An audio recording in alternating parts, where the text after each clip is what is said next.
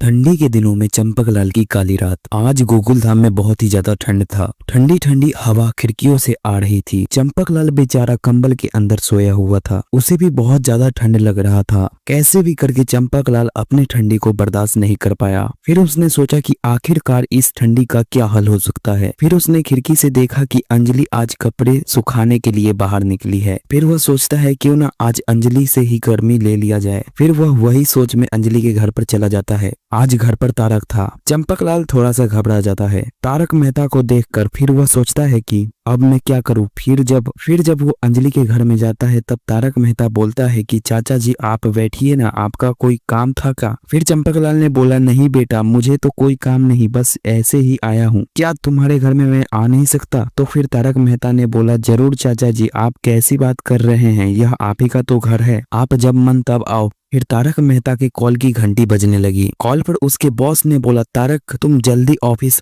में आओ, यहाँ मुझे एक आर्टिकल अर्जेंट से अर्जेंट लिखना है, तुम आओ और इस काम को जल्दी से कर दो। फिर तारक मेहता अपना बोरिया बिस्तर लेकर ऑफिस की तरफ चल पड़ा। फिर इधर चंपकलाल सोफे पर ही बैठा रहा। फिर अंजलि नहा कर के घर से बाहर निकली। जब चंपकलाल ने उसे ऐसी हालत में देखा तो उसके तन बदन में आग लग गया। फिर वह सोचता है कि आखिर इसे देखकर मुझ में आग लग रहा है तो आगे कैसे मजा आएगा। फिर चंपकलाल यही सोचकर बैठा था। तभी अंजलि बोलती है कि चाचा जी आप और तारक कहाँ गए। फिर चंपकलाल बोलता है कि अंजलि बेटा, तारक कुछ काम से गया था ऑफिस के लिए, इसीलिए अब वह अपने ऑफिस में गया है। फिर अंजलि बोलती है ठीक है चाचा जी आप बैठिए, मैं आपके लिए चाय बनाकर लाती हूँ। तो चंपकलाल सोफे पर बैठा रहा। फिर थोड़ी देर बाद अंजलि चाय बनाकर लाती है और एक कप चंपकलाल को देती है और एक कप खुद ही पीती है। फिर इन दोनों ने बहुत ही ज्यादा बात किया। जब चंपकलाल ने उसे ज्यादा देर देख लिया तो उसका कंट्रोल अपने आप पर से हट गया और उसका जो बैठा हुआ था वह भी अब खड़ा हो चुका था। अंजलि इस चीज को गौर से देख रही थी। अब वह अंजलि भी सब चीज समझ चुकी थी। अंजलि ने बोला चाचा जी आपके लुंगी में क्या है। फिर चंपकलाल घबराते हुए बोला कि नहीं अंजलि बेटा, यह तो बस एक मेरी लाठी है। फिर अंजलि सभी बातों को अच्छे तरीके से समझ जाती है। फिर वह चंपकलाल के असली बात को सामने लाने के लिए अपना फोन नीचे गिराती है। फिर जब वह फोन उठाने के लिए नीचे झुकती है तो चंपकलाल उसे साफ साफ देख पाता है। फिर चंपकलाल बोलता है कि अंजलि तुम अगर बुरा न मानो तो मैं एक बात बोलूं। अंजलि ने बोला